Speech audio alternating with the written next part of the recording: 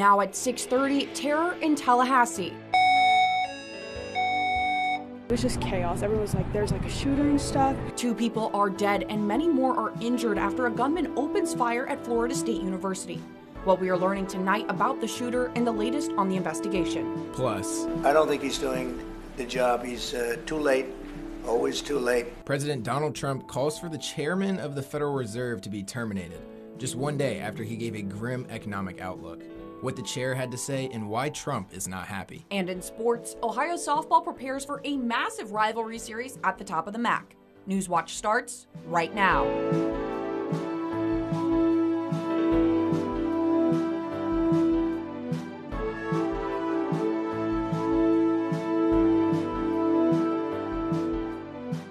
I was completely in shock. I didn't think this could happen at Florida State. I mean, we're a pretty safe campus, but yeah, this was just like unheard of to me. I was honestly in shock. My hands were shaking. Just adrenaline kicked in, and I really didn't know what to do. I started tearing up. Just like I was scared, to be honest.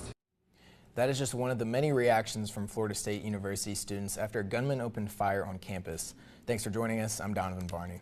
And I'm Haley Hollinger. 2 people are dead and at least 6 others are injured after shots rang out at the school's student union earlier today. This was the scene as law enforcement cleared the campus classroom by classroom. Just moments ago, police provided an update on the situation.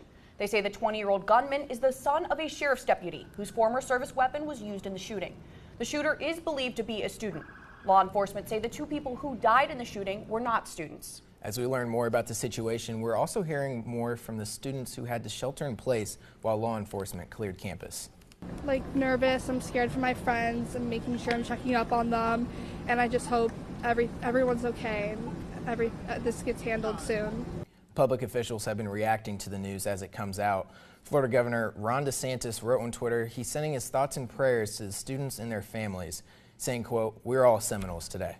Meanwhile, at the White House, President Donald Trump called the act a horrible tragedy. This is a major breaking story, and we will be sure to update you as we learn more. Shifting gears, it was another sunny spring day here in Southeast Ohio, but some rain could be on the way. Forecaster Emily Dietz is in the Weather Center. Emily, what are we looking at as we head into tonight? Well, Donovan, unfortunately for us, we're not expecting any rain tonight. We did have some beautiful clear skies today. Temperatures are pretty warm outside, especially since earlier in the week they were a little on the chilly side. But tonight we're going to continue to see a little bit of this high pressure around our area, which has been clearing our skies. But we're also going to see this warm front start to push in. And warm front means warm air, but it also means a couple of cloudy skies ahead. So we're starting to see a little bit of shift in our cloud coverage. A couple clouds are starting to move in, but that warm front is really going to push a lot tonight. But again, we're not really expecting any rainfall from that. For the most part, those clouds are going to act as a layer of insulation, so all of the heating that we saw during the day today is kind of going to stay in. So overnight tonight, our low is only going to be about 50 degrees, so a pretty warm night ahead for us.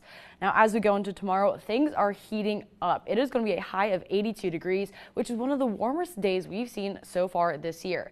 Now, going from this big difference of the sort of 50s to the 80s, and especially with sunny skies, you need to make sure you're taking care of yourself because you may get dehydrated, especially since our bodies aren't used to this big shift just yet. Thanks, Emily. The lawyer for one of the men convicted in the execution-style murders of a Pike County family is asking for a new trial. The lawyer for George Wagner IV argues the testimony from George's brother Jake was tainted by a plea deal. Prosecutors struck a deal with Jake under which he and his family would not face the death penalty if he testified against the others. Lawyers say Jake's plea deal was coercive and unfair because prosecutors never had any intention of actually holding the death penalty against his brother. One of the attorneys representing the state in the appeal said plea deals like this, in which dropping a charge is conditioned on giving testimony and are common and are not inherently coercive. The appeals court will issue its decision sometime in the coming weeks.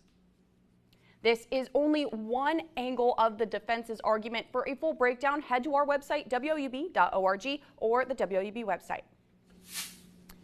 And you're taking a live look at the Trimble Local School Board meeting where the board is considering cutting 24 positions as the district tries to stay afloat amidst recent debt. The school board wants to cut 23 teacher aides and 1 wellness coordinator.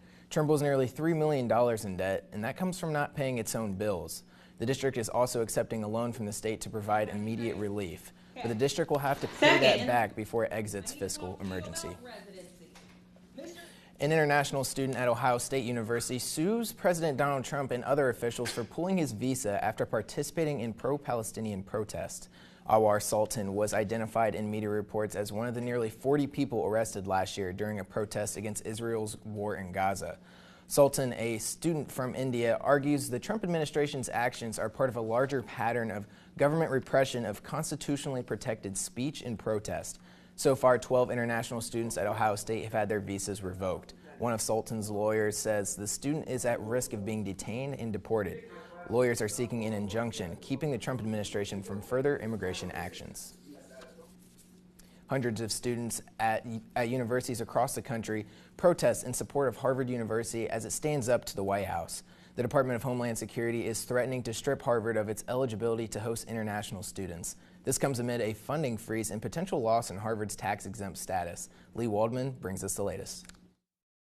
A battle is ramping up between Harvard University and the Trump administration. Wednesday, Homeland Security Secretary Kristi Noem sent Harvard a scathing letter demanding detailed records of Harvard's foreign student visa holders' illegal and violent activities by April 30th, 2025, or face immediate loss of student and exchange visitor program certification.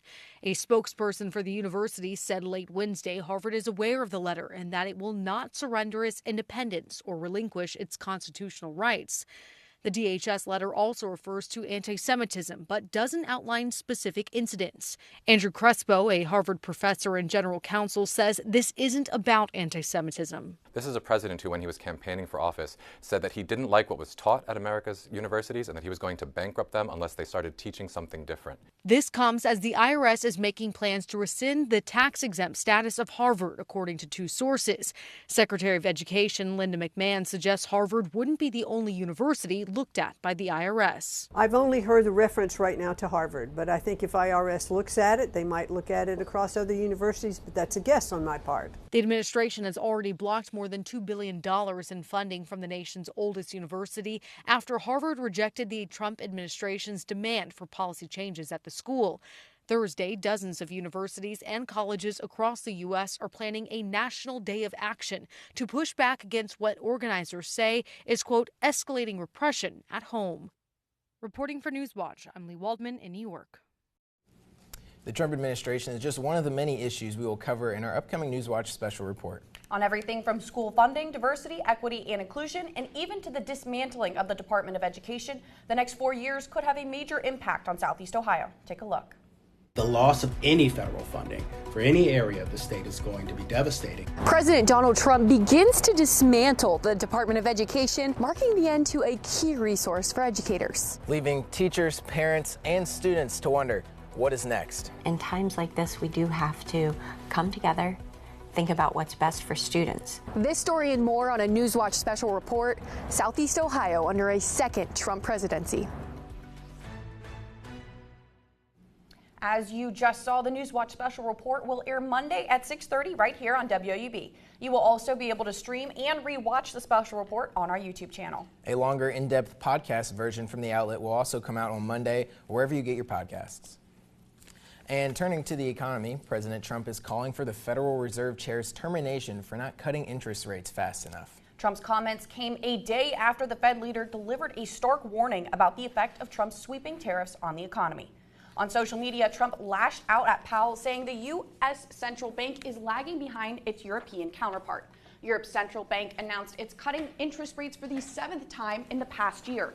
In Powell's comments yesterday, he said the administration's policy changes are unlike anything in modern history, putting the Fed in uncharted waters. The level of tariff increases announced so far is significantly larger than anticipated, and the same is likely to be true of the economic effects, which will include higher inflation and slower growth.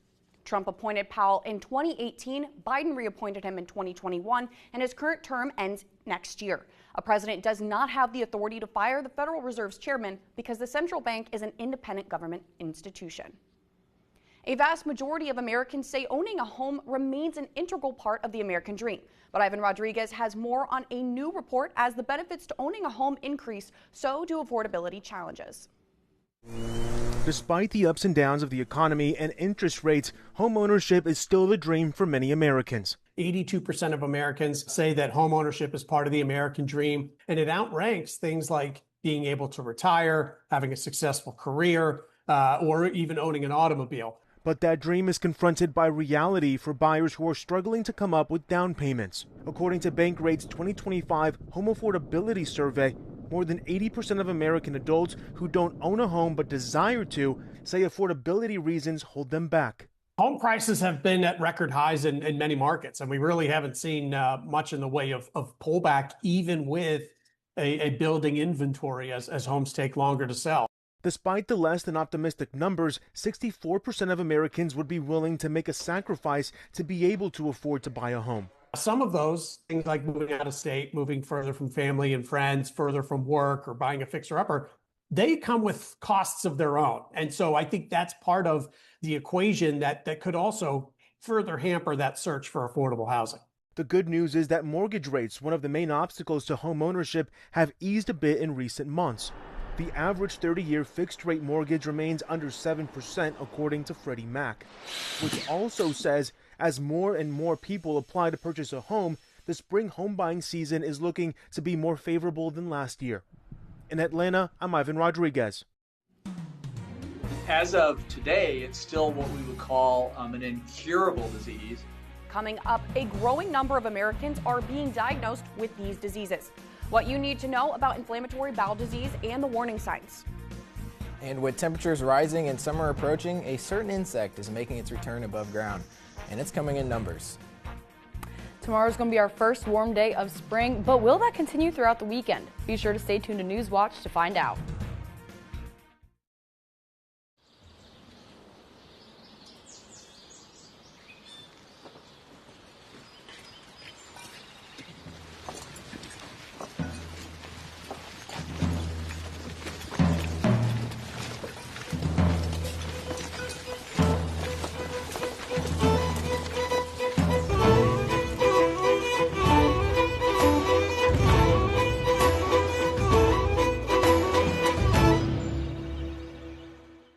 Understanding the past gives a sense of the future. This is the first time that anyone has seen this in 2,000 years.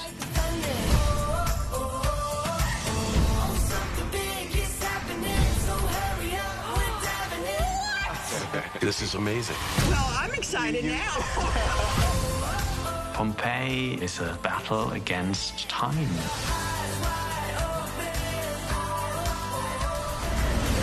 You think I'm joking, but look at this. It did really happen. Don't let anybody tell you who you are. History teaches us to honor the past. When you look back, you're like, wow, that was pretty special. This is something that's actually altering the course of history. You're charged with keeping these stories alive.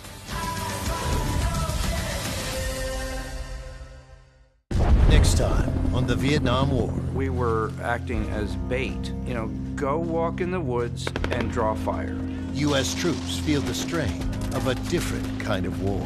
We keep getting more and more operations thrown at us. I may take a 15-day leave to Tokyo to keep from cracking up. As the anti-war movement gains momentum back home. That was the biggest crowd any of us had ever been in. When the Vietnam War continues. Tonight at 9 on WOUB.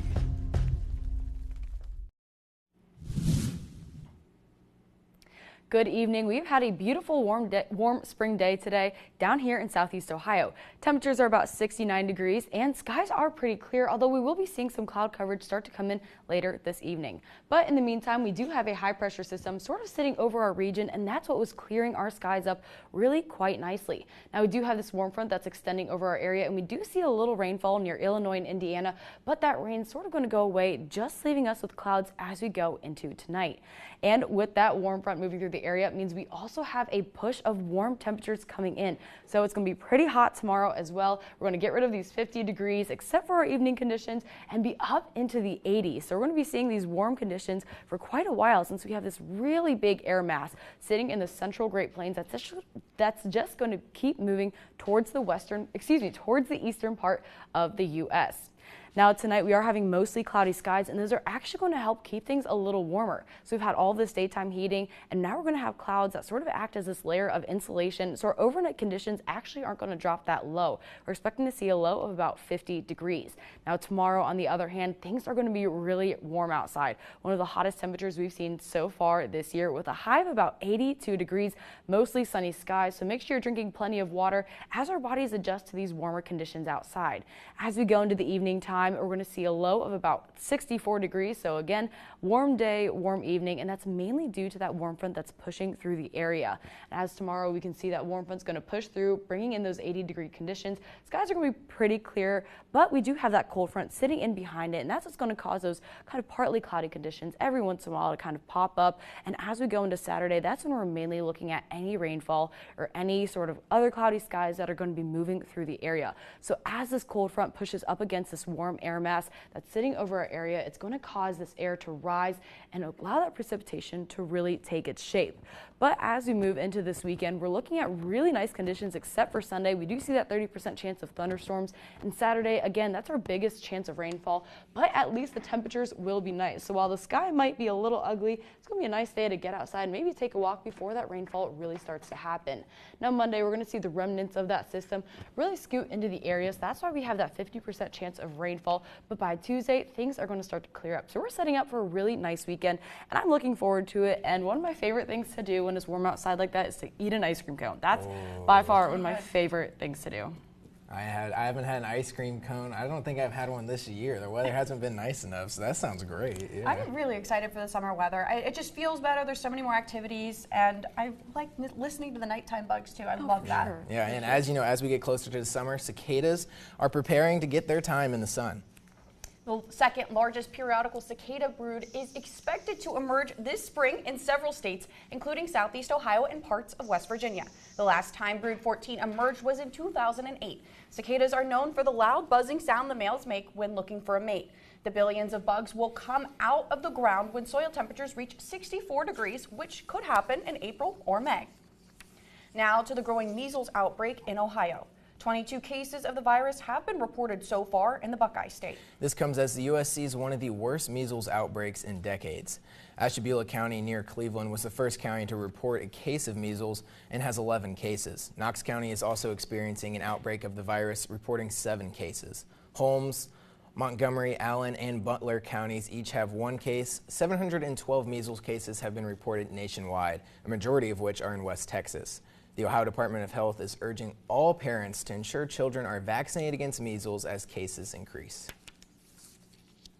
But as cases rise, health officials are raising alarm bells on funding to fight the measles outbreak. A senior scientist at the CDC says the agency is facing hurdles after pandemic funding was pulled back. Last month, the Department of Health and Human Services cut more than $11 billion in funds meant to help fight COVID. But states and local officials were using that money to help control other infectious diseases as well. 2 of the 15 people the CDC deployed to Texas last month to help were fired as part of a widespread layoffs at the agency. In more health news, up to 3 million Americans are estimated to have inflammatory bowel disease. It's a group of lifelong illnesses affecting the intestines, and CDC data shows these diseases are becoming more common in the U.S. While there's currently no cure, treatments can bring significant relief, but you have to be diagnosed first. Mandy Gaither has the warning signs that everyone should know.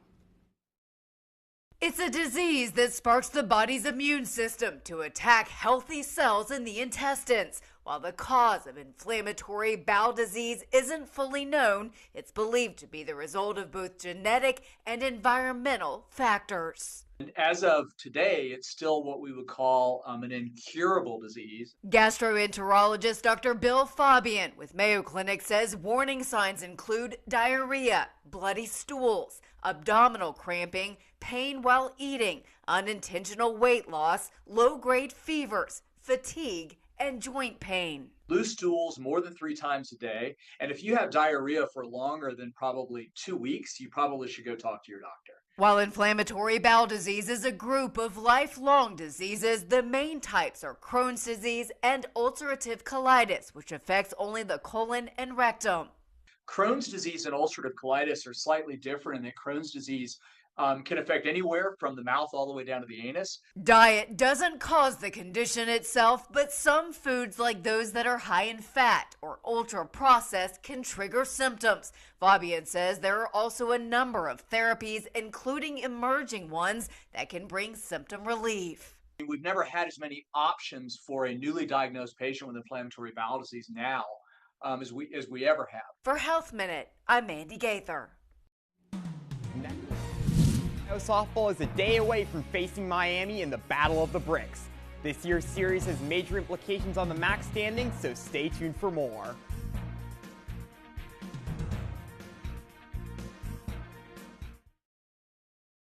In some ways, Portsmouth was one of the last small cities to field a team and get a franchise. What was kind of extraordinary about Portsmouth was it was able to field an incredible team. For a brief moment in the sun, a little sweet spot that almost was sweet enough to get them a national championship, but they put together the team that ultimately did win the championship in 1935 in Detroit.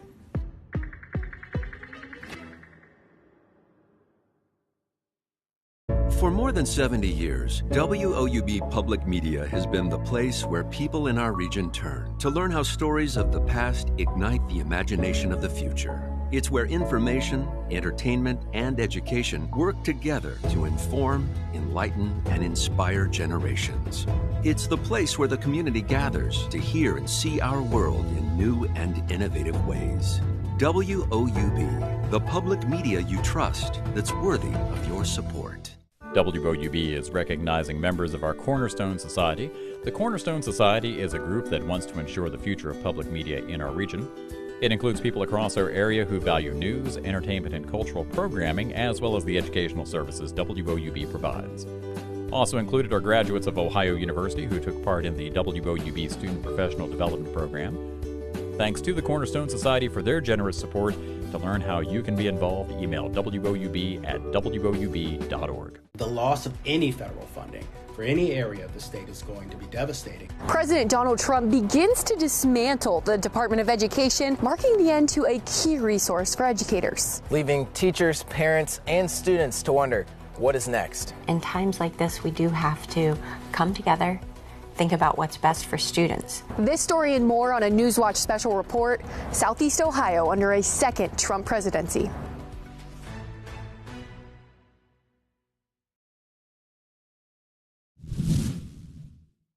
I'm Andrew Woods. It's Battle of the Bricks weekend for Ohio softball as the Bobcats host Miami in a doubleheader tomorrow. This series has major implications as whoever wins it will put themselves in prime position to win the MAC.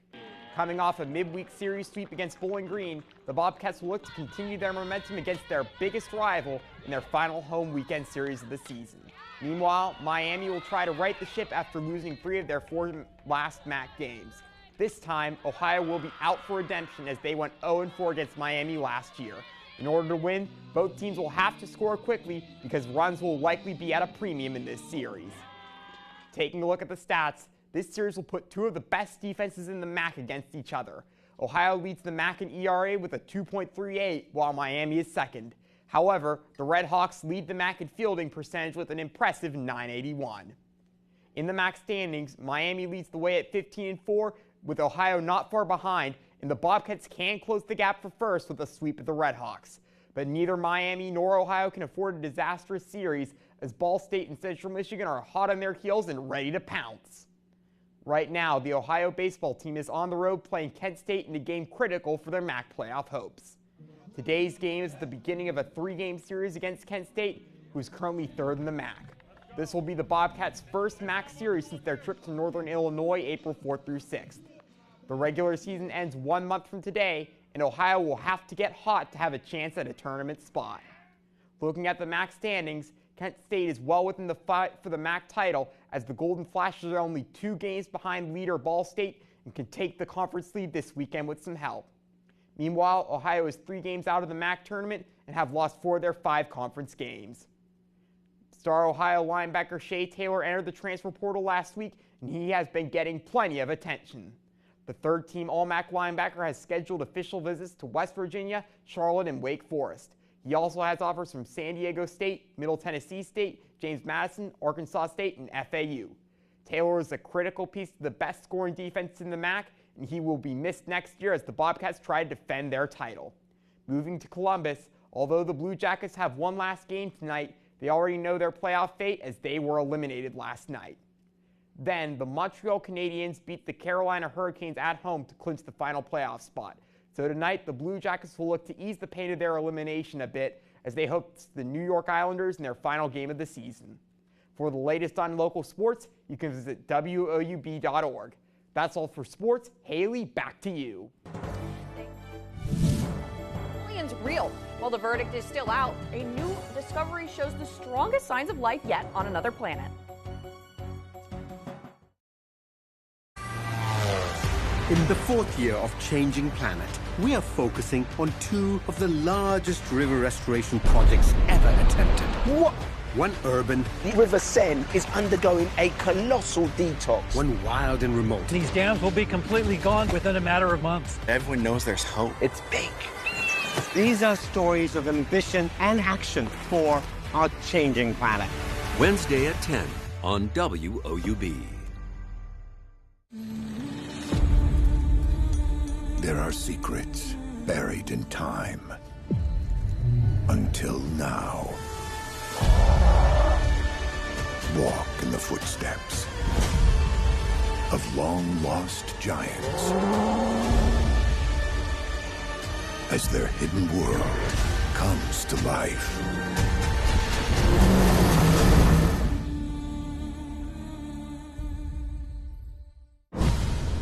Shall we begin?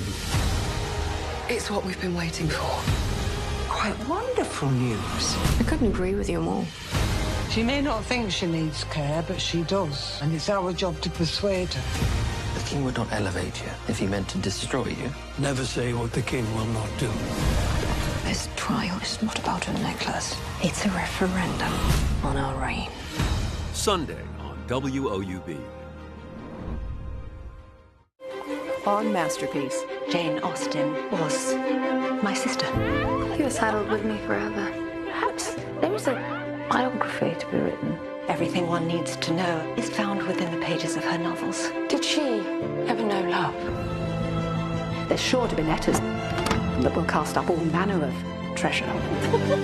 Wherever would you think that? Miss Austen on Masterpiece.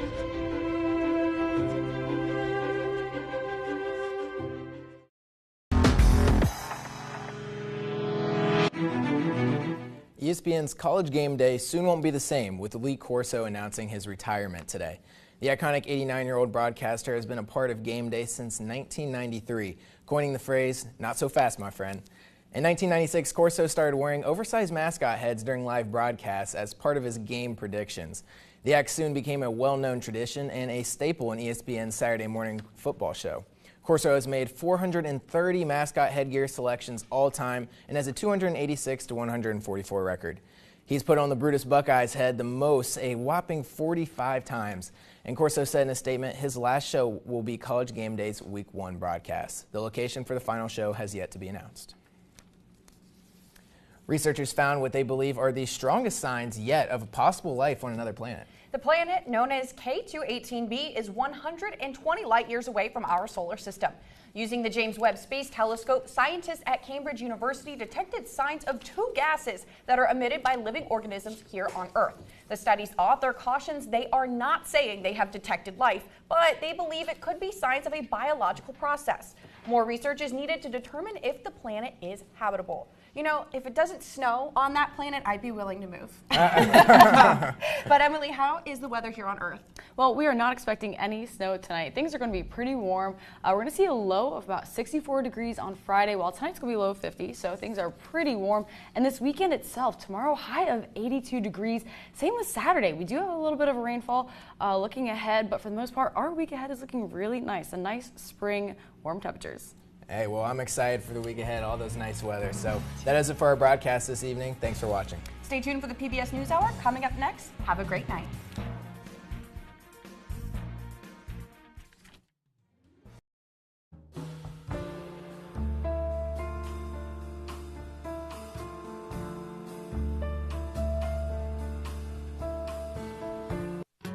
Support comes from